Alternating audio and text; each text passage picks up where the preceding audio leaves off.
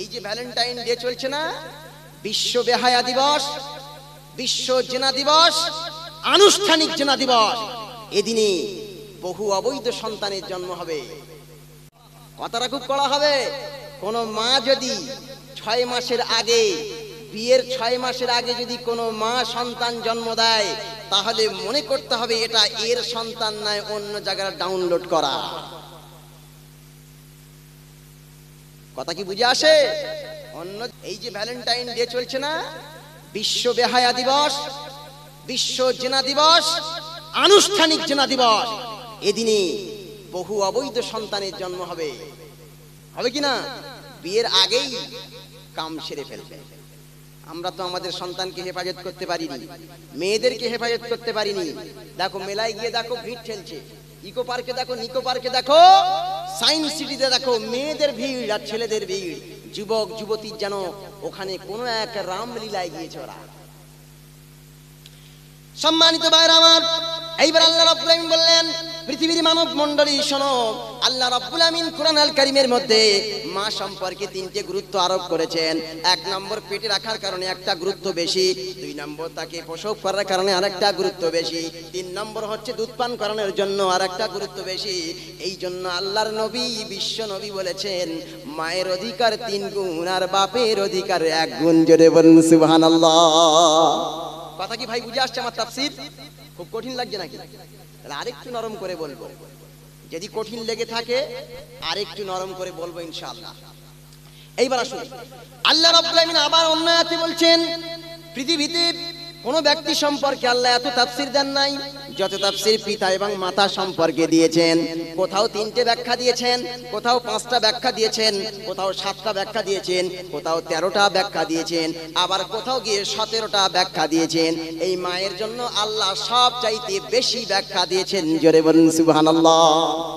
আল্লাহ রাব্বুল আমিন বলেন, وَقَضَى رَبُّكَ أَلَّا تَعْبُدُوا إِلَّا إِيَّاهُ وَبِالْوَالِدَيْنِ إِحْسَانًا إِمَّا يَبْلُغَنَّ عِندَكَ الْكِبَرَ أَحَدُهُمَا أَوْ كِلَاهُمَا فلا تقل لهما أف ولا تنهرهما وقل لهما قولا كريما।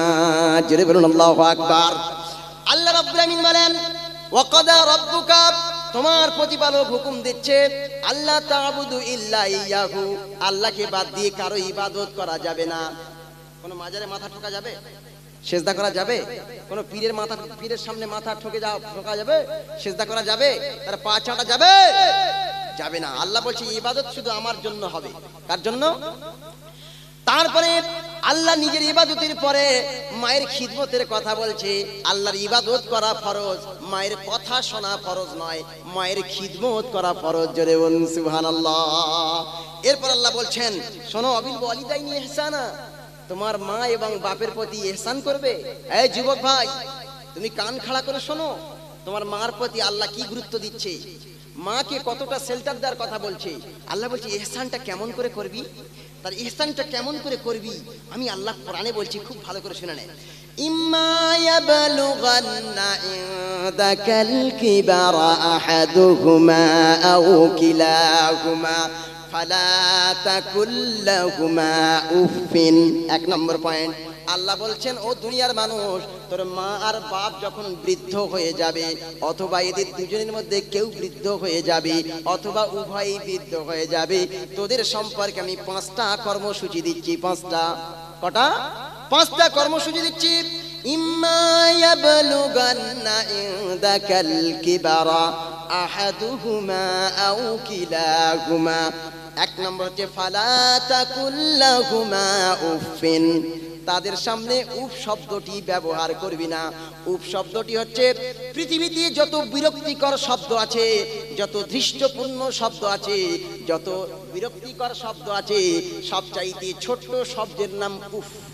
আর স্বর না উফ, আর স্বর না উফ। উফ শব্দটা সবচেয়ে বিরক্তিকর শব্দ, খুব সহজেই বার হয়ে যায়, খুব সহজেই বার হয়ে যায়। তাই আল্লাহ বলছে, পৃথিবীর যুবক, তোমার মা যেন তোমার আচরণে, তোমার কথায় উফ শব্দটি না বলে, এমন কাজ করো না। আর কি, এরপরে হচ্ছে তুমি যেন তার সামনে উফ শব্দ বলো না, যাতে তার অন্তরে কষ্ট হয় যে আমার একটা মশারি টাঙিয়ে দিচ্ছি তাই উফ বলছে, আমার একটা পানির বাটা নিয়ে আসছে তাই উফ বলছে, আমাকে একটু পেশাব করার পানি দিচ্ছে, আমাকে একটু গোসলের পানি তুলে দিচ্ছে, উফ বলছে।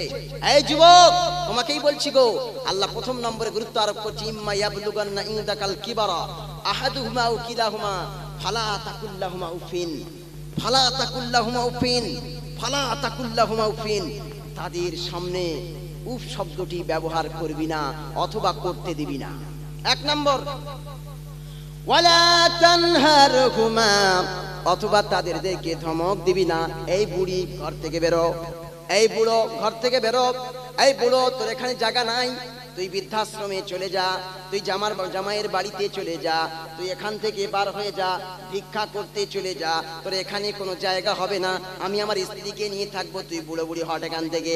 বলে না, এমন সন্তান না এদিকে নেই, আমাদের এদিকে ভালোই আছে। ও বাবা, নেই মানে 180 মাইল বেগে চলছে, সব জায়গায় আছে। নেই মানে কি, সব জায়গায় আছে। এরম কুলঙ্গার সন্তান খুঁজলে প্রতি গ্রামে পাওয়া যায়। ওয়ালা তানহারহুমা, তাদের ধমক দিবি না, এই বুড়োই কাজ কর, ওই বুড়োই কাজ কর। আর বউ এসে বলে তোমার বাপ এই করেছে ওই করেছে, তখন ছেলে বউয়ের কথা শুনে বাপকে মারে, ঘর থেকে বাহির করে দেয়। আহা, বৃদ্ধ বয়সে চোখ থেকে পানি পড়ে, অঝর নয়নি পানি পড়ে। মা এসে মা এসে কাঁদে, বলে হুজুর আমার ছেলের জন্য একটু দোয়া করে দাও, হুজুর আমার ছেলের জন্য একটু দোয়া করে দাও, আমার ছেলে যেন নরম হয়ে যায়। ও এরকম ছিল না, বিয়ের পর থেকে যখন অক্সিজেন বেগম পাশে এসেছে, অক্সিজেন দেওয়ার পরে ফুলে কলা গাছ হয়েছে। কি হয়েছে? ফুলে কলা গাছ হয়েছে রে ভাই। সে মনে করে আই এম হাম তারাপদ, আই এম একজন এমন জন, আমি একজন হুনু, আমি আর কাউকে চাই না। কিন্তু তুই যখন ট্যাঁ ট্যাঁ করছিলিস, তোর যখন ভাষা ছিল না, কান্না ছাড়া কোনো গতি ছিল না, তখন তোর মা তোকে বুকে করে নিয়ে তার নিজের বুকের রক্ত খাইয়ে মানুষ করেছে। বিয়াদব। ইহার পরে 3 নম্বর, ওয়াকুল্লাহুমা কাওলান কারীমা। জোরে বলুন আল্লাহু আকবার। আল্লাহ রাব্বুল আমিন বলেন, ওয়াকুল্লাহুমা কাওলান কারীমা। ও পৃথিবীর মানব মণ্ডলী, পৃথিবীর মনুষ্য জাতি, কান খাড়া করে শোনো। ওয়াকুল্লাহুমা কাওলান কারীমা, তোমার বাপের সঙ্গে আর মায়ের সঙ্গে নরম নরম ভালোবাসাপূর্ণ কথা বলবে। জোরে বলুন সুবহানাল্লাহ। ভালোবাসাপূর্ণ কথা বলবে। কথা তোমাকে বলতে হবে না, তুমি অন্তত রহমতের দৃষ্টি ফেলো। চোখটা বেঁকা করো না, ভুরুটা কুঁচকে নিও না, ভুরু কুঞ্চিত করো না, কপালের চামড়াগুলো গুটিয়ে ফেলো না, আর রাগ দেখিও না, ধৃষ্টতা দেখিও না, এটা অন্তত করো না। আল্লাহর নবী আরো একটা অফার দিচ্ছেন। আল্লাহর নবী বলেন, আল্লাহর হাবিব বলেন, কোন যুবক যদি, কোন ছেলে যদি তার বাপের মুখের দিকে, মায়ের মুখের দিকে রহমতের দৃষ্টিতে একবার তাকায়, আল্লাহ রাব্বুল আলামিন তার আমলনামায় একটি মকবুল নফল হজের সওয়াবটা লিখে দেন। জোরে বলুন সুবহানাল্লাহ। সাহাবী জিজ্ঞাসা করলেন, ইয়া রাসূলুল্লাহ, ইয়া হাবিবাল্লাহ, হুজুর, কোন বান্দা যদি, কোন ব্যক্তি যদি, কোন সন্তান যদি তার মায়ের মুখের দিকে 100 বার তাকায়, তাহলে কি তার আমলনামায় 100 নফল হজের সওয়াব হবে? আল্লাহর নবী বললেন, আল্লাহ রহমতের মালিক, আল্লাহ দয়ার সাগর, আল্লাহ তিনি দয়ালু, তিনি বলছেন, ও দুনিয়ার মানুষ শোনো, বিশ্ব নবী বলেছেন, কোন যুবক যদি, কোন ছেলে যদি তার বাপের মুখের দিকে অথবা তার মায়ের মুখের দিকে একবার রহমতের দৃষ্টিতে তাকায়, আল্লাহ রাব্বুল আলামিন তার আমলনামায় একটা হজের সওয়াব দেন। 100 বার যদি তাকায়, আল্লাহ রাব্বুল আলামিন, রাসূল বলেন, 100 নফল হজের সওয়াব তার আমলনামায় লিখে দেন। কটা? 100। এখন বর্তমান নফল হজ করতে গেলে প্রথম হজ করা ফরজ, দ্বিতীয়বার হজ করতে গেলে নফল। এবার আপনি যতবার যাবেন নফল, যাবেন নফল, গেলে 4 লক্ষ টাকা খরচা হবে, ভিসা করতে হবে, তাই কি না, পাসপোর্ট করতে হবে, বিভিন্ন রুবিতে ছুটতে হবে, বিভিন্ন জায়গায় ছুটে আপনাকে পাসপোর্ট বানাতে হবে, এটা করতে হবে, ওটা করতে হবে। 4 লক্ষ টাকা খরচা করে আপনি হজ করে আসলেন, হজ কবুল হয়েছে কি না হয়েছে সেটা কি আপনি জানেন না? কিন্তু আল্লাহর নবী সিউরিটি দিচ্ছে, গ্যারান্টি দিয়ে বলছে, কোন যুবক যদি মায়ের মুখের দিকে বাপের মুখের দিকে রহমতের দৃষ্টি দিয়ে তাকায়, 4 লাখ টাকা খরচা করে হজ করে আসতে হবে না। আমি আল্লাহর নবী বলছি তার আমলনামায়, আমি আল্লাহ রাব্বুল আমিন রাসূল বলছি তার আমলনামায় আল্লাহ রাব্বুল আমিন একটি মকবুল হজের সওয়াব লিখে দেবেন। জোরে বলুন সুবহানাল্লাহ। কোরআন থেকে কথা শুনুন। আপনারা তো বহুত ঘটনা শোনেন, বহুত কানে হাত দেওয়া বক্তব্য শোনেন। আজ সমাজের মধ্যে হক কথা বলার লোক কমে গেছে। কথা সব জায়গায় হয়, অকুলু কওলান সাদিদা, আল্লাহ বলছে হক কথা বলো, কিন্তু হক সব জায়গায় হয়। পার্লামেন্টেও কথা হয়, মুখ্যমন্ত্রীর এখানেও কথা হয়, প্রধানমন্ত্রীর ওখানে কথা হয়, বিভিন্ন মিছিলে কথা হয়, বক্তব্যে কথা হয়, কিন্তু হক কথা কম হয়। ইয়াসিন সাহেব এসছে, ওনাকে আমি সাধুবাদ জানাই, ওনাকে আমি অন্তর থেকে ভালোবাসি। আমার তো মনে হয় উনি সমাজের একটা ভ্যাকসিন আবিষ্কার করেন। কি করেন? সমাজের জন্য একটা ভ্যাকসিন আবিষ্কার করে দেয়, যে ভ্যাকসিন শুনে সমাজের যুবকেরা, নারীরা মানে তার ভ্যাকসিনে একদম কুপকাত হয়ে যায়। যাই হোক, আল্লাহ রাব্বুল আমিন তার নেক হায়াত দান করুন। আমি অনেক গর্বিত যে আমি ওনার মতো একজন বক্তার সঙ্গে মানে একসঙ্গে মাহফিল করতে পেরেছি। যাই হোক, আল্লাহ রাব্বুল আমিন ওনার সঙ্গে বেশি বেশি মাহফিল করার তৌফিক দান করুন, আমিন। কি কথা বলছিলাম? কোন কথা বলছিলাম? 3 নম্বর কথা হচ্ছে অকুল্লাহুমা কওলান কারীমা, তাদের সঙ্গে নরম কথা বলবে। নরম কথা বলবে, কথা যদি নাই বা বলো তাও একবার রহমতের দৃষ্টি দিয়ে তাকাবে। এইবার আল্লাহ রাব্বুল আমিন আবার বলছে 3টে কর্মসূচি হলো। 4 নম্বর কর্মসূচি হচ্ছে ওয়াকফিজ লাহুমা জানাহাজ যুল্লি মিনার রাহমাতি ওয়াকুর রাব্বিরহামহুমা কামা রাব্বায়ানি সাগীরা। জোরে বলুন আল্লাহু আকবার। আল্লাহ রাব্বুল আমিন বলেন ওয়াকফিজ লাহুমা। ওয়াকফিজ খাফদুন শব্দের অর্থ হচ্ছে ডাউন করা, ফল করা, ডাউন করা, ফল করা। ওয়াকফিজ লাহুমা, তোমার পিতা মাতার জন্য ডাউন করো, ফল করো। তার মানে কি? তার মানে হচ্ছে আপনি পাখির ডানা দেখেছেন, আপনি বিভিন্ন রকমের পাখির ডানা দেখবেন, তারা উঠতে উঠতে উঠতে উঠতে নিচু করে উঁচু করে, নিচু করে উঁচু করে, একভাবে রাখে না। আল্লাহ পাক রব্বুল আমিন পাখির ডানা ধার করলেন, বিভিন্ন মুরগির ডানা ধার করলেন, হাঁসের ডানা ধার করলেন। যাদের ডানা আছে ডানাগুলো ধার করে নিয়ে আল্লাহ বলছেন ওয়াকফিজ লাহুমা জানাহাজ যুল্লি, ওয়াকফিজ লাহুমা, তাদের জন্য নরম হয়ে যাবি। খাফজুন শব্দের অর্থ হচ্ছে নরম হয়ে যাওয়া অথবা কি করা, ডাউন ফল করে দেওয়া। ওয়াকফিজ লাহুমা জানাহাজ যুল্লি মিনার রাহমাতি। জানাহুন মানে ডানা, যুল্লুন মানে ছায়া, আর রহমাতুন মানে মায়া। তার মানে হলো তোমার ডানার রহমতের ছায়ার নিচে তোমার পিতা মাতাকে শেল্টার দিবি। জোরে বলুন সুবহানাল্লাহ। এইবার আসুন একটু তাফসীর করি।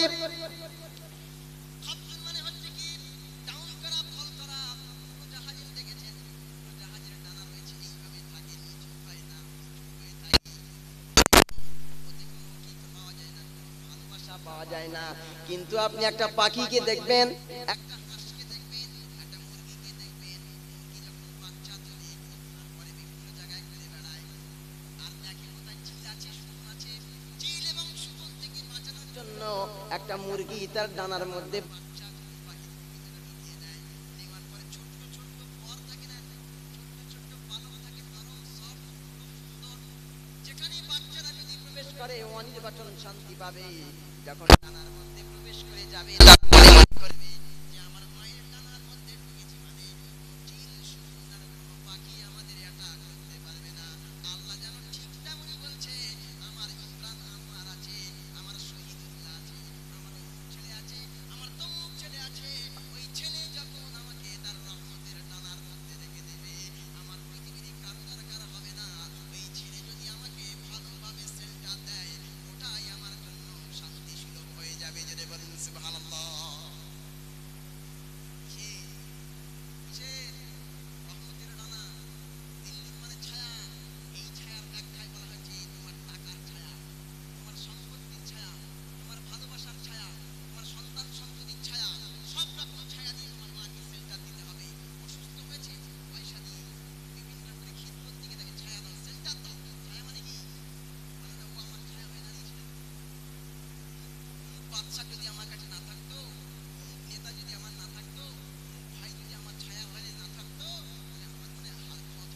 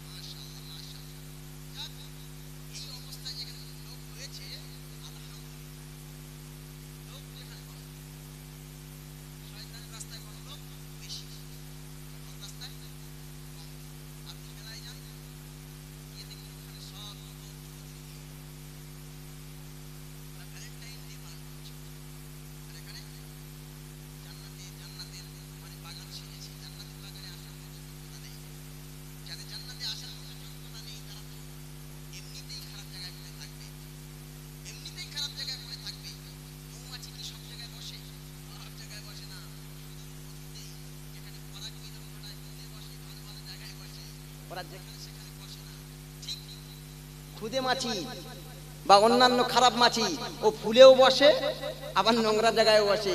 ওই জন্য আমি বলবো যারা এখানে বসতে পেরেছে এদের মৌমাছির মতো যোগ্যতা আল্লাহ অর্জন করিয়েছে। জোরে বলুন সুবহানাল্লাহ।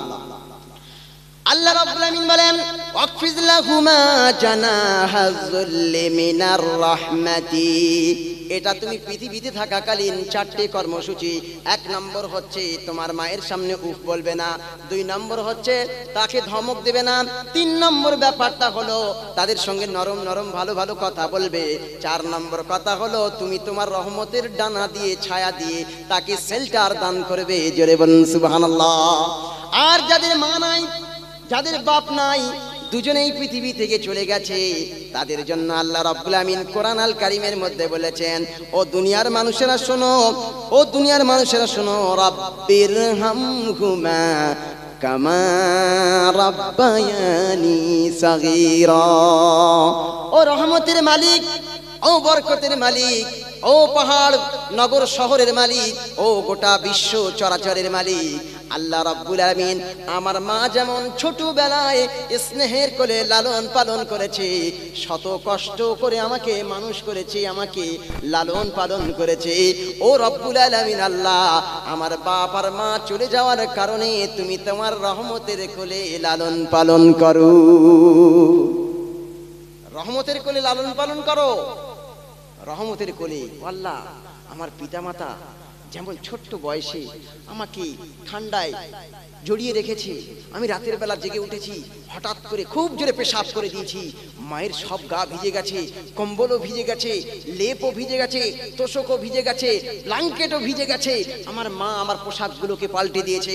আবার আমি পেশাব করেছি রাতের বেলা, মা ঘুমাতে পারলো না, আবার উঠে ওই শীতের বেলা আমার পোশাক পাল্টে দিল। আমি কাঁদছি, ট্যাঁ ট্যাঁ করে কাঁদছি, কান্না ছাড়া কোনো ভাষা ছিল না। ওই বাপ জেগে উঠলো, মা জেগে উঠলো, বাচ্চার পায়খানা হচ্ছে না, পানির বোঁটা ইউজ করলো, বিভিন্ন জায়গায় নিয়ে গিয়ে ডুজ ইউজ করলো তোমার পায়খানা করানোর জন্য, তোমাকে খাওয়ানোর জন্য, তোমাকে ভালোবাসার জন্য, বুকে রাখার জন্য। যে মার বাপ তার এই সমস্ত শ্রম দিয়ে, অর্থ দিয়ে, সম্পদ দিয়ে, বিভিন্ন রকমের শেল্টার দিয়ে সন্তানকে মানুষ করলো, সেই সন্তানকে, সেই সন্তান পিতামাতাকে ভুলে গেল। তার জন্য এক রঙ্গিলার জন্য, রঙ্গিলা যখন বাড়িতে আসলো তখন বললো এই দেখো তোমার মা না এই করে, আমরা আলাদা হই চলো। আমি ভারতবর্ষের পশ্চিম বাংলার কথা বলছি। পশ্চিম বাংলার 100-র মধ্যে 80 বলা ভুল হবে, 98% পুরুষেরা তার বাপ মাকে আলাদা করে নিজের স্ত্রীর কথা শুনে আলাদা হয়ে যায়, তাই নয়? পাশে সব অক্সিজেন বেগম থাকে, তোমার বাপ মার কে টানবে? কে টানবে? আমি টানতে পারবো নি বাবা, তুমি বরং আলাদা হয়ে যাও, না হয় চলো আমার বাপের বহু সম্পত্তি যখন গিয়ে ঘর জামাই থাকবে। আরে তুমি তো একদিন বুড়ো হবে, বুড়ি হবে, ওইদিকে গোবর কি ঘুঁটে পড়ে, আর গোবর হাসে, ও ঘুঁটে তোর গোবর তোর একদিন আসে। মনে করে আমরা তো বুড়ো হব না, আমরা চিরকাল যুবক থাকবো, আমরা বুড়ো হব না, আমরা পায়খানা করবো না, বিছানায় পেশাব করবো না, লাঠি ধরবো না, বুড়ো হব না। তাহলে যদি লাঠি ধরো না, বুড়ো হবে না, তা তুমি কি যুবক বয়সে মরবার আশা করছো? বলে তাও করা যাবে না। তাহলে তুমি চিন্তা করে রাখো, তুমি যদি তোমার মায়ের খিদমত না করো, তোমার সন্তানরাও তোমার খিদমত করবে না। তুমি আগে যোগ্য পিতা হও, তাহলে খিদমতের অভাব হবে না। ওই জন্য বলবো সকল ভাইদেরকে, আপনি আপনার মার প্রতি শ্রদ্ধাশীল হন, আপনি আপনার মায়ের প্রতি করুণাময় হন, আপনি আপনার মায়ের প্রতি শ্রদ্ধা নিবেদন করুন, ভালোবাসুন, তাদেরকে শেল্টার দিন, তাদেরকে ভালোবাসার আঁচলে জড়িয়ে রাখুন। এরপর আমি বলবো কথা, মায়ের সম্পর্কে কথা বললাম, যে যুবক ভাইদেরকে বলবো, এই যুবক তোমাকে বলছি গো, তুমি যে মেয়েকে নিয়ে আসবে না, ওকে বলে দিও আমি আমার মায়ের সঙ্গে থাকবো, আমার বাপের সঙ্গে থাকবো। তুমি যদি মনে করো যে চলে যাব, তাহলে যেতে পারো, যদি বলতে পারো তাহলে তুমি একজন পারফেক্ট যুবক, পারফেক্ট যুবক। আর যদি বলতে না পারো, না মেয়ে পেয়েছি আর পাবো কিনা, বউ হয়েছে আর হবে কিনা, দুনিয়ায় আর মেয়ে আছে না আছে নাই, এরকম যদি করো তাহলে তুমি দুনিয়াতেও ভুগবে, আখেরাতেও ভুগবে। একটা মেয়ে কানে সুড়সুড়ি দেয় কজন জানেন? 2জন। এটা আমি আমার ক্ষুদ্র বয়সের ছোট্ট গবেষণায় বলি। তার কানে সুড়সুড়ি দেয় হচ্ছে তার মা আর তার বড় বোন। তার মা আর তার বড় বোন। কেন রে তোরা বুড়ো বুড়িদের টানবি? কেন টানবি? কেন? ওই বড় ভাই দেখে না, মেজো ভাই দেখে না। আরে তারা দেখে না, তারা তো অমানুষ, তাই দেখে না। তুমিও তো অমানুষ হবে বউয়ের কথা শুনে। বউ কার কথা নিয়ে আসে? ওদিকে মায়ের কথা আর বোনের কথা এনে সংসারের মধ্যে কি ফিতনা সৃষ্টি করে। আপনি ওই মেয়েকে প্রথমে জিজ্ঞাসা করে নেবেন বিয়ের আগে যুবক, যে আমার মা আমার কাছে থাকবে, আমার মাকে আমি দেখব, আমার মার খেদমত তোমাকে করতে হবে, আমিও করব। যদি তুমি আমার সহযোদ্ধা হতে পারো তাহলে তুমি আমার স্ত্রী হওয়ার যোগ্যতা রাখো, অন্যথায় তুমি আমার স্ত্রী হওয়ার যোগ্যতা রাখো না। আমি যুবকদেরকে বলবো, আপনি আপনার স্ত্রীকেও হেফাজত করুন। আপনার স্ত্রীর কাছে দুইজন ব্যক্তি কিয়ামতের মতো, এক নম্বর হচ্ছে আপনার দুলাভাই, আর দুই নম্বর হচ্ছে ও নারী তোমার দুলাভাই আর তোমার দেওর। এই দেওর আর দুলাভাই থেকে তুমি মৃত্যুর মতো ভয় করবে। আল্লাহর নবী দেওর থেকে ওই যুবতীকে, ওই মহিলাকে, ওই স্ত্রীকে দূরে সরিয়ে রাখার কথা বলেছেন, মরণের চেয়েও খারাপ বলেছেন। আমার যুবক, আমি তোমাকেই বলছি, তুমি তোমার শালী থেকে দূরে থাকবে। কিসের থেকে বললাম? শালী থেকে দূরে থাকবে। যদি শালীর নিকটবর্তী হয়েছ তাহলে তুমি মরেছ। আর স্ত্রীকে বলি, আপনি যদি আপনার দেওরের আর আপনার দুলা ভাইয়ের নিকটবর্তী হয়েছেন তাহলে মার খেয়ে মরেছেন। এরা খুব খাতারনাক হয়, এরা খুব খাতারনাক হয়। এক শালী মারা গিয়েছে, মারা যাওয়ার পরে কাফন দাফন হবে, গোসলের ব্যবস্থা করতে হবে। এক দুলা ভাই এসে মাইকে হাঁকলো, এই শোনো, আমার স্ত্রীর গোসল আমি দেব, আমার স্ত্রীর কাফন আমি পরাবো, আমার স্ত্রীর সব দায়িত্ব আমি নিলাম। তখন গ্রামের লোকেরা অবাক, কেন তুমি একজন পুরুষ একজন মহিলা গোসল দেবে?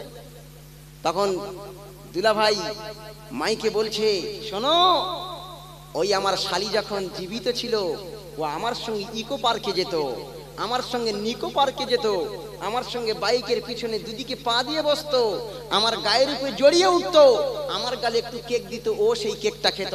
তাহলে আমার সঙ্গে জীবিত বয়সে যদি ওর কোনো পর্দা না থাকে তাহলে মরে যাওয়ার পরে তার পর্দা থাকবে কি কারণে? কি কারণে বেটা? গোসল আমি দেবো। এখন দেখুন সমাজের মধ্যে নারী উলঙ্গ। বলে হুজুর আপনি উলঙ্গ বললেন কেন? হ্যাঁ, কাসিয়াতুন আরিয়া। আল্লাহর নবী বলেছেন গায়ে পোশাক থাকবে বটে কিন্তু উলঙ্গ। কি পরেছে? এমন বিকিনি পরেছে, এমন অশ্লীল পোশাক পরেছে, এমন নেটের কাপড় পরেছে যে পোশাক পরলে একজন শয়তান পর্যন্ত লজ্জা পায়।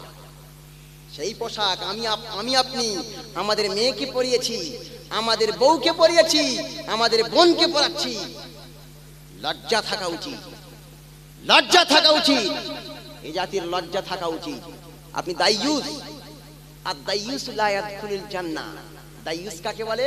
যারা তার অধীনস্থ মহিলাদেরকে হেফাজত করতে পারে না, পর্দার হেফাজত করতে পারে না, জিনা থেকে বাঁচাতে পারে না, অশ্লীলতা থেকে বাঁচাতে পারে না, তারাই হচ্ছে দাইয়ুস। আর দাইয়ুস লা ইয়াদখুলুল জান্নাহ। আপনি 5 বার হজ করে আসুন আর 10 বার হজ করে আসুন আর বিশাল অট্টালিকার মালিক হন, 5 ওয়াক্ত নামাজি হন না কেন, আপনার নামাজ কোনো কাজে আসবে না, হজ কোনো কাজে আসবে না, যদি আপনার স্ত্রীকে, আপনার মেয়েকে, আপনার মাকে, আপনার বোনকে যদি আপনি পর্দা করাতে না পেরেছেন।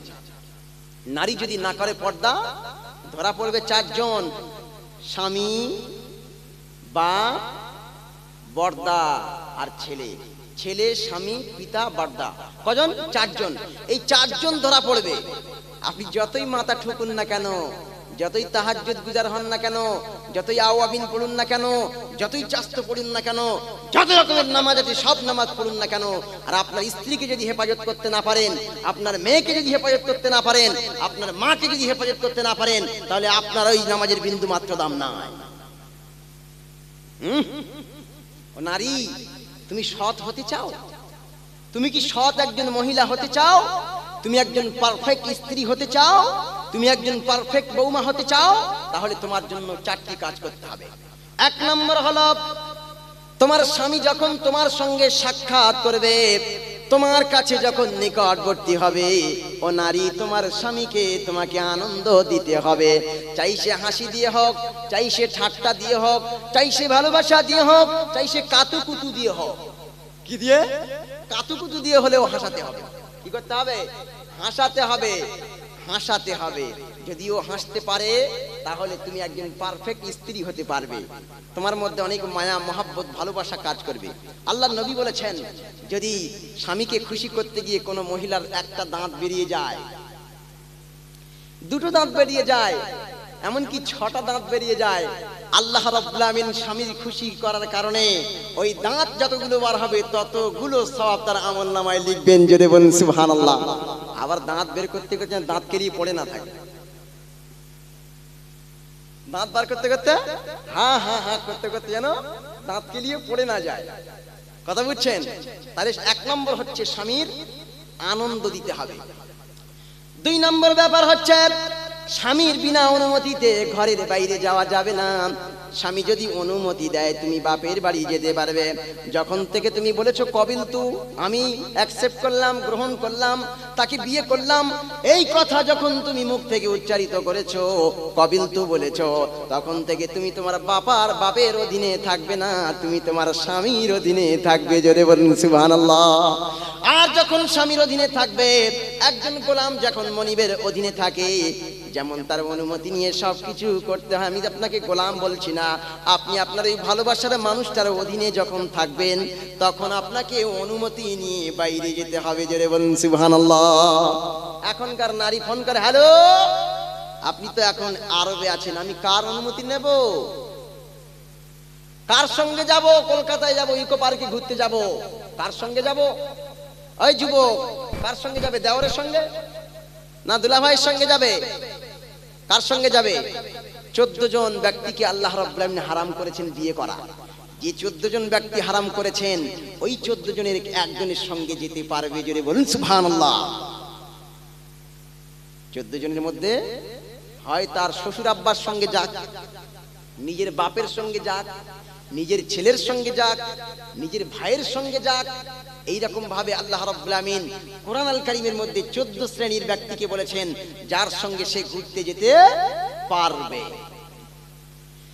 3 নম্বর পয়েন্ট হচ্ছে, ও নারী, তুমি যদি আরেকটা কাজ করতে পারো, আরেকটা কাজ যদি করতে পারো, তাহলে তুমি একজন সৎ নারী বলে বিবেচিত হতে পারবে। আরেকটা কাজ হলো আল্লাহর হুকুম মেনে তোমাকে পর্দা করতে হবে। আর পর্দা যদি তুমি করতে পারো তাহলে তুমি একজন নেককারিনী, সৎকারিনী নারী বলে বিবেচিত হবে।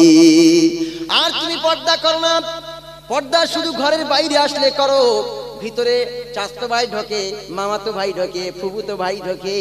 আল্লাহর নবী বলেছেন ওই মহিলা হচ্ছে ভালো মহিলা, যে মহিলা, যে পুরুষ তোমার কাছে অন্য কোনো পুরুষ আসলে রাগ করে, ওই পুরুষদেরকে ঘরের ভিতরে আসতে দেবে না। যদি এই কাজ করতে পারো তুমি একজন সৎ, সতী, সাধবী নারী। জোরে বলুন সুবহানাল্লাহ। আমার স্বামী যারা আসলে রাগ করে, যারা আসলে রাগ করে, সেই সমস্ত পুরুষদেরকে ঘরের ভিতরে ঢুকতে দেওয়া যাবে না। এই স্বামীর যদি এই হুকুম হয়, ওই হুকুমটা যদি কোনো নারী মানে, তাহলে সে একজন সতী, সাধবী নারী। জোরে বলবেন না সুবহানাল্লাহ? আরো জোরে বলুন। আল্লাহর বান্দারা সুবহানাল্লাহ ভুলেই গেছে, একটু জোরে বলবেন না সুবহানাল্লাহ? আরো জোরে বলুন।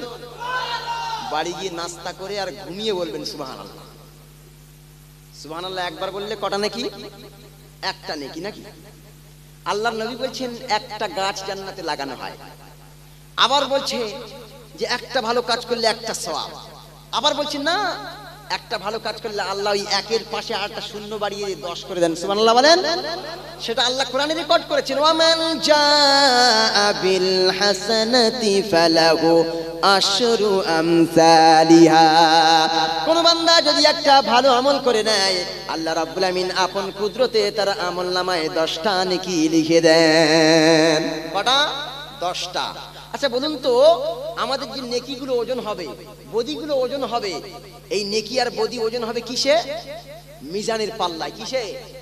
আরে ভাই বলুন না, কিসে ওজন হবে? আমাদের হলুদ, লঙ্কা, চাল কিসে ওজন করি আমরা? তুলা যন্ত্রে। কিসে? পাল্লায়। বিভিন্ন রকমের পাল্লা, সেই কারেন্টের পাল্লা হোক আর গাড়ি পাল্লা হোক আর বিভিন্ন কাঁটা পাল্লা হোক, ওজন করি না? ঠিক আমাদের আমল, নেকি আর বদিগুলোকে ওজন করা হবে।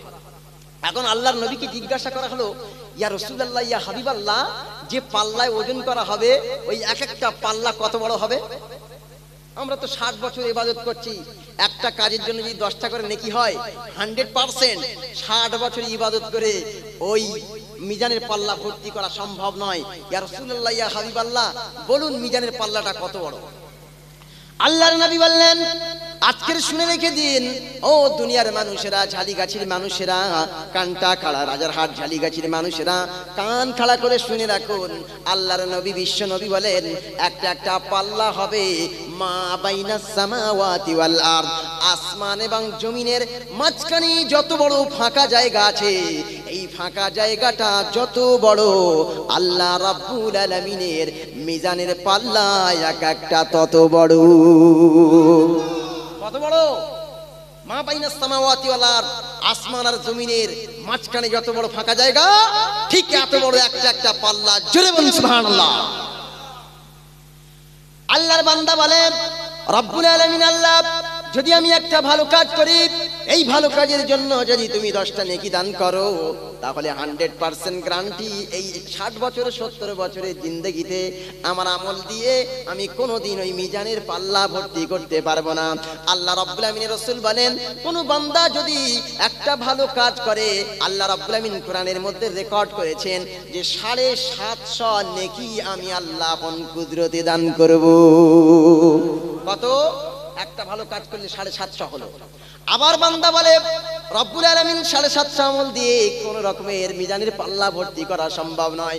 আবার বিশ্বনবী হাদিসের মধ্যে কোট করছেন, কোন বান্দা যদি একটা ভালো কাজ করে, আমি আল্লাহ রাব্বুল আলামিন বলছি, আল্লাহর নবী বলছি, আল্লাহর হাবিব বলছি, আলফা আলফা হাসানাতিন, কোন বান্দা যদি একটা ভালো কাজ করে, তারা আমলনামায় একটা একের পাশে 3টে শূন্য দিয়ে 1000 সওয়াব তারা আমলনামায় লিখে দিই। এরপরেও সুবহানাল্লাহ বললেন না? আল্লাহর নবী, বিশ্ব নবী যখন 1000-এর সুসংবাদ দিলেন, আবার সাহাবীরা বললেন, ইয়া রাসূলুল্লাহ, ইয়া হাবিবাল্লাহ, ওতেও ভর্তি হবে না।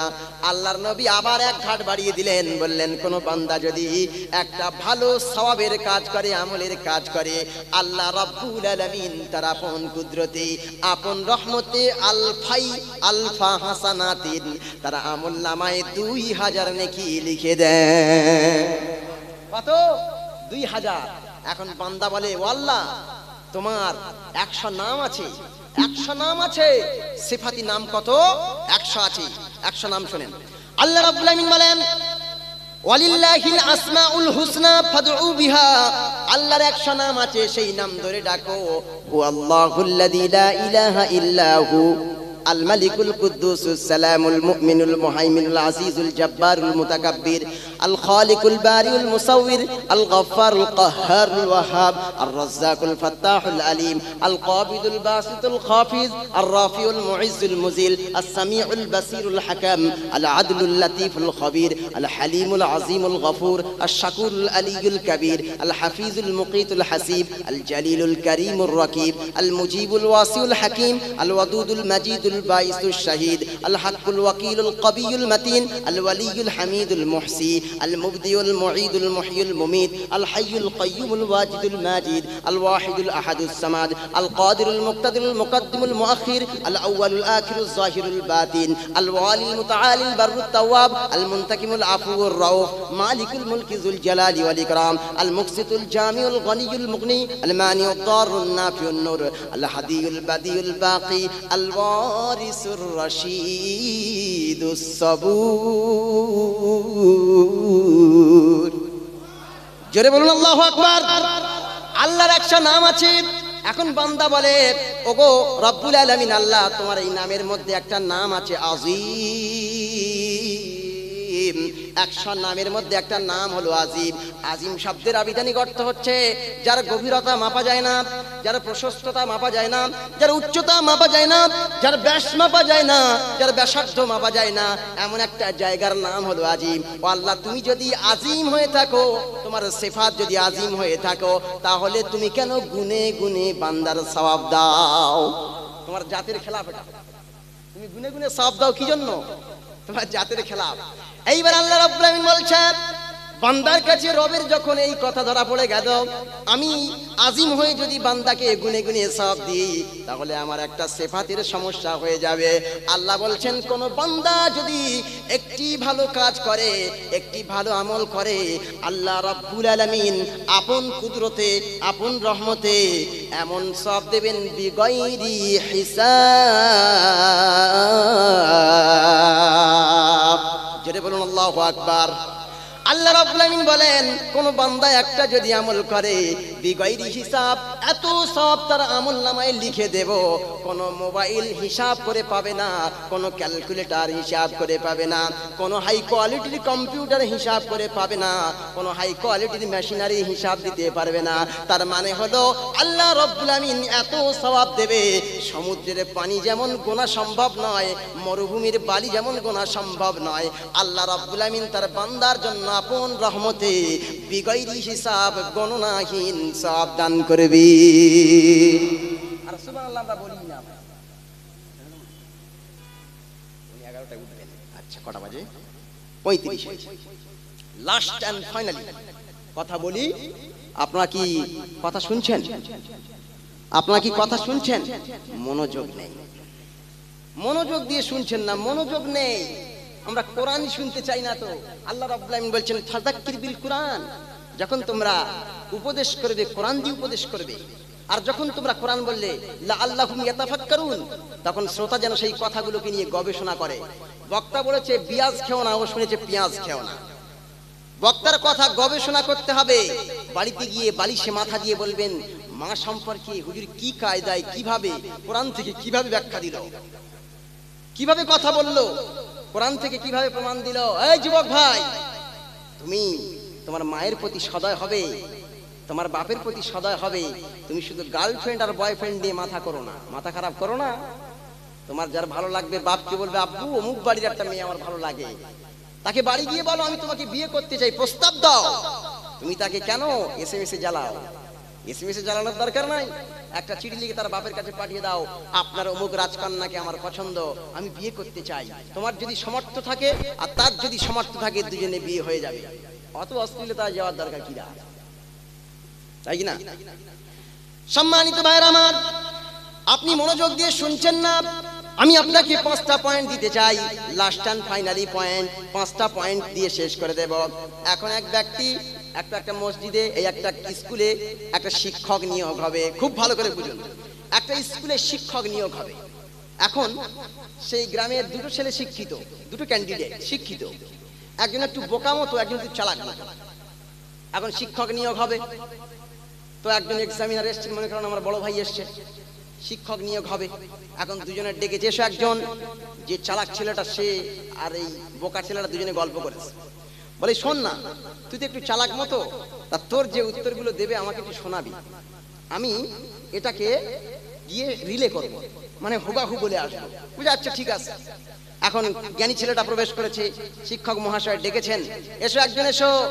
শিক্ষক ছেলেটা বলছে, মে আই কামিং স্যার, আমি কি ভিতরে আসতে পারি? বলছে হ্যাঁ আসুন।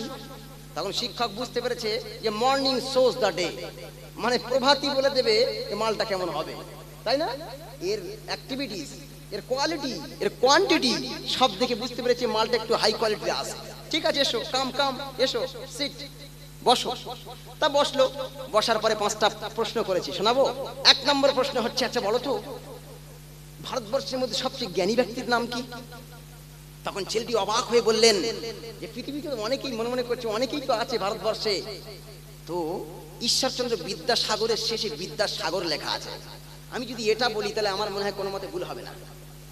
বললো প্রথম নম্বর, বলো ভারতবর্ষের সবচেয়ে জ্ঞানী ব্যক্তির নাম কি? বলে ভারতবর্ষের সবচেয়ে জ্ঞানী ব্যক্তির নাম হলো ঈশ্বরচন্দ্র বিদ্যাসাগর। 1 নম্বর পয়েন্ট। 2 নম্বর পয়েন্ট, আচ্ছা বলো তো দেখি ভারতবর্ষ কবে স্বাধীন হয়? আমরা সবাই জানি 1947 সালে স্বাধীন হয়, কিন্তু সেই যুবক ছেলেটি কি বলল? 1937-এ হওয়ার কথা ছিল, তবে 1947-এ হয়েছে। আরে ভাই, দুবার কি স্বাধীনতা লাভ করে? বলেছে ঠিক আছে। বলেছে আচ্ছা ঠিক আছে। 3 নম্বর পয়েন্ট হচ্ছে, আচ্ছা বলো তো ভারতবর্ষের সবচেয়ে বড় গায়কের নাম কি? তখন সে বলল সবাই অনেকেই তো আছে, তবে মোহাম্মদ রফিক। বলছে আচ্ছা ঠিক আছে। এইবার 4 নম্বর প্রশ্ন করেছে, আচ্ছা বলো তো দেখি কোন গ্রহে মানুষ গিয়েছে? বলছে মঙ্গল গ্রহে মানুষ গিয়েছে। বলছে আচ্ছা ঠিক আছে। লাস্ট এন্ড ফাইনালি শেষ লাস্ট পয়েন্টে বলল, আচ্ছা বলো তো দেখি এইডস রোগ কাকে বলে? এইডস কাকে বলে? তা বলছে স্যার এক কথায় বলার ব্যাপার নয়, এটা নিয়ে গবেষণা করার ব্যাপার আছে। বলছে আচ্ছা ঠিক আছে যাও তুমি। এইবার জ্ঞানী ছেলেটা চলে গেল, মূর্খ ছেলেটা আসলো, মানে হাবলা মতো ছেলেটা আসলো, বোকা ছেলেটা আসলো, আমি কি আইবো স্যার? যখন এই বলেছে তখন বুঝতে পেরেছি এর কিছু নেই। কি বুঝলো? আইবো স্যার, সে ভাষাই জানে না, বলতেই পারে না, সে কি পরীক্ষা দেবে? এখন কি করলো? প্রবেশ করলো। করার পরে প্রশ্ন করেছে, আচ্ছা বলো তো দেখি তুমি যখন প্রথমে ঢুকছিলে তোমার অবস্থা দেখে আমি বুঝলাম যে তোমার কিছু নেই, মনে মনে করছে, তাহলে সহজ করে একটু প্রশ্ন করি, আচ্ছা বলো তো দেখি তোমার নাম কি? এখন ও তো সেই জ্ঞানী ছেলেটার কাছ থেকে মুখস্থ করে এসছে। প্রথম উত্তরটা দিল, আমার নাম ঈশ্বরচন্দ্র বিদ্যাসাগর। কথা শুনেছেন? শুনেছেন? শুনলে তো হাসার কথা, কিন্তু আপনি শুনছেনই না মনে হয়, শুধু ভাবছেন কখন ইয়াসিন সাহেব আসবে, খুব খুব টাইট কথা বলবে। আপনি অধীর আগ্রহে থাকুন, নিশ্চয়ই ঠিক সময় আসবে। ঠিক আছে, সবরে মেওয়া ফলে একটু ধৈর্য ধরুন, আসবেন ঠিক সময় ইনশাআল্লাহ। উনি প্রধান বক্তা। দ্বিতীয় নম্বর বললো যে যখন ঈশ্বরচন্দ্র বিদ্যাসাগর, বুঝলাম সেই ছেলেটার নকল করেছে। আচ্ছা একটু আরেকটু কায়দা করে ধরি, আচ্ছা বলতো দেখি তোর ডেট অফ বার্থ কত, জন্ম তারিখ কত? এখন 2 নম্বর প্রশ্নের যে উত্তরটা সেটা তো আরো বেকল। বলছে স্যার আমার 1937-এ আমি হওয়ার কথা ছিলাম, কিন্তু 1947-এ হয়েছি। আরে কোনো ভাই, কোনো ব্যক্তি কি দুবার হওয়ার কথা আছে? কোনো ব্যাপার আছে এরকম? নেই। এইবারে বুঝতে পেরেছি, তাহলে 3 নম্বর প্রশ্নটা করি। আচ্ছা ঠিক আছে শোনো, 3 নম্বর প্রশ্নটা করি, বলো। আচ্ছা বলো তো দেখি, বলো তো দেখি তোমার বাড়ি কোথায়? না না সরি, বলো তো দেখি তোমার বাপের নাম কি? 3 নম্বরে যখন বললো তোমার বাপের নাম কি বলো, তখন ছেলেটা অবাক করে দিয়ে বলল, অনেকেই তো আছে, তবে মোহাম্মদ রফিক। বাপ কি অনেকজন হয়? এ সেই উত্তরগুলো নিয়ে আসছে, অনেকেই তো আছে, তবে মোহাম্মদ রফিক। এইবার 4 নম্বর উত্তর হলো কি? 4 নম্বর প্রশ্ন হলো, আচ্ছা বলতো দেখি তোর বাড়ি কোথায়? যখনই বলেছে তোর বাড়ি কোথায়, গ্রামের নাম কি বল? বলে স্যার মঙ্গল গ্রহে। কোথায় বাড়ি, কোথায়?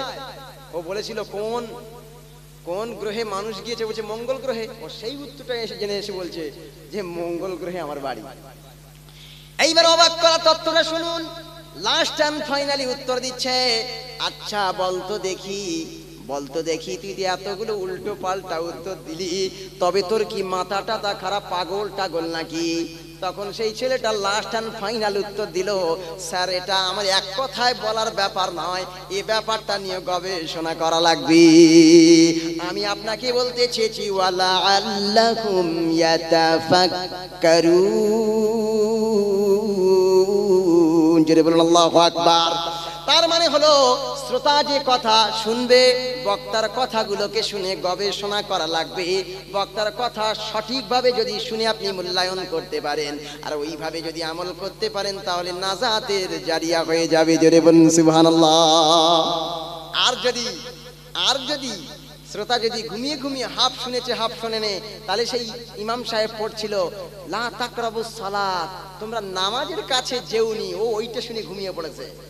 তারপরে বলছে ও আনতুম সুকারা, যখন তোমরা মদ খাওয়া অবস্থায় থাকো, নেশা করা অবস্থায় থাকো। এখন ও শুনেছে লা তাকরাবুস সালাত, আর তারপরেই ঘুমিয়ে পড়েছে, ঘুমিয়ে ঘুমিয়ে শুনছিল। এখন যদি কেউ বলে যে মাওলানা বলে গেছে সালা নামাজ পড়তে হবে না, তাহলে কি পিঠে আর বাড়ি থাকবে? ও তো ঘুমিয়ে ঘুমিয়ে শুনছিল। আল্লাহ শ্রোতার দায়িত্ব দিয়েছে লাআল্লাহুম ইয়াতাফাক্কারুন, সে যেন কথাগুলোকে নিয়ে গবেষণা করে। জোরে চিৎকার করে বলুন আল্লাহু আকবার। কোরআন এমন একটা কিতাব, কোরআন এমন একটা গ্রন্থ, কোরআন এমন একটা কিতাব যে কিতাবের মধ্যে তিবিয়ানাল লিকুল্লি শাই, আল্লাহ প্রত্যেকটি জিনিসের ব্যাখ্যা দিয়েছেন। আল্লাহ কি দিয়েছেন? প্রত্যেকটি জিনিসের ব্যাখ্যা পুঙ্খানুপুঙ্খভাবে বর্ণনা করেছেন। নারায়ে তাকবীর, নারায়ে তাকবীর। বাংলার পতিত যশা আলেমে দ্বীন, জোরে বলুন জিন্দাবাদ। নারায়ে তাকবীর। হযরত মাওলানা কারি ইয়াসিন সাহেব হুজুর কেবলা, নারায়ে তাকবীর। মাশাআল্লাহ মাশাআল্লাহ। আসুন যাই হোক, আমি আপনাদের সম্মুখে ইতি বিক্ষিপ্ত, সংক্ষিপ্ত এবং নাতিদীর্ঘ বক্তব্য করলাম। মায়ের মানে শ্রদ্ধা, ভালোবাসা এবং মায়ের যে তিনটি কোয়ালিটিতে আল্লাহ তাদেরকে রেসপেক্ট করতে বলেছে, সম্মান দিতে বলেছেন, তো সেই সম্পর্কে আমি যতটুকু বললাম, আল্লাহ রাব্বুল আলামিন কিছু ভুল হলে আমাকে মাফ করুন। আর আমার কথাগুলো শুনে যদি কেউ মানে কষ্ট পান, অসুবিধে নেই, কিন্তু খিদমত করতে হবে। মাকে কি করতে হবে? খিদমত করতে হবে, বাপকে সেলটা দিতে হবে। কারণ ওই আয়াত দিয়ে আল্লাহ রাব্বুল আলামিন বৃদ্ধাশ্রমকে হারাম করে দিয়েছেন। বৃদ্ধাশ্রমে মাকে পাঠানো যাবে না। অকফিজ লাহুমা জানাহা যুল্লি মিনার রাহমা, আল্লাহ বলেছেন তো রহমতের ডানার নিচে রেখে দে। তা রহমতের ডানা কি বৃদ্ধাশ্রম? রহমতের ডানা বৃদ্ধাশ্রম মনে হয়? এক মা বৃদ্ধাশ্রমে ঘুমিয়েছিল, হঠাৎ করে তার ডাক্তার ছেলেটা যখন প্রবেশ করলো, করার পরে মার একটা কথা ছিল, ছেলে তুই এই যে পাখাটা খারাপ হয়ে গিয়েছে না, 1 মাস খারাপ হয়ে গেছে, আমি এখানে থাকতে পারি না, অন্তত তুই এই পাখাটা কি করে যা, পাখাটা সারিয়ে দিয়ে যা, কারণ আমি চলে যাওয়ার পরে তোর এই গারদে আসতে হবে। তুই কি তো বড় লোকের ছেলে, তুই তো আরাম প্রিয়াসী, তুই তো এসি ঘরে থাকিস, তুই তো এয়ার কন্ডিশন ঘরে থাকিস, তুই থাকতে পারবি না, এই পাখাটা ঠিক করে দিয়ে যা। মায়ের যে উপচে কান্না, মায়ের যে গুমরে কান্না কাঁদছিল, সেটা তিনি খুব আলতু কলে বাচ্চাকে বলে দিল। শিক্ষিত ছেলে, ভদ্র আর মার্জিত ছেলে, সে বুঝে গেল, ইস আমি এত বড় ভুল করলাম, সব আমার স্ত্রীর জন্য করলাম। ওই জন্য বলি বন্ধু, আপনি আপনার স্ত্রীকে সামলান, আপনার মা এবং বাপকে শেল্টার দেন, তাহলে আল্লাহ রাব্বুল আলামিন দুনিয়াতে এবং আখিরাতে আপনার কামিয়াবি দান করবেন। জোরে বলুন সুবহানাল্লাহ, আর জোরে বলুন আল্লাহুম্মা আমিন। আমা তাওফীকি ইল্লা বিল্লাহ, আলাইহি তাওয়াক্কালতু ওয়া ইলাইহি উনীব। আমা তাওফীকিনা ইল্লা বিল্লাহ, আলাইহি নাতাওয়াক্কালু ওয়া ইলাইহি নুনীব। আসসালামু আলাইকুম ওয়া রাহমাতুল্লাহ। এখন আপনাদের সম্মুখে বক্তব্য রাখছেন বাংলার খুব ভালো একজন আলেমে দ্বীন এবং বর্তমান যুব সমাজের এক একটা অ্যাটম বোম যিনি দেন, ঠিক আছে, যার কথা শুনে যুবকরা অনুপ্রাণিত হয়, যার কথা শুনে নারীরা পর্দাশীল হয়, সেই ব্যক্তিত্বকে আমি আপনাদের সম্মুখে পেশ করে যাচ্ছি। আল্লাহ রাব্বুল আমিন যেন ওনাকে সঠিক কথা বলার তৌফিক দান করেন। আল্লাহ, জোরে বলুন আল্লাহুম্মা আমিন। আসসালামু আলাইকুম ওয়া রাহমাতুল্লাহ। আলহামদুলিল্লাহ।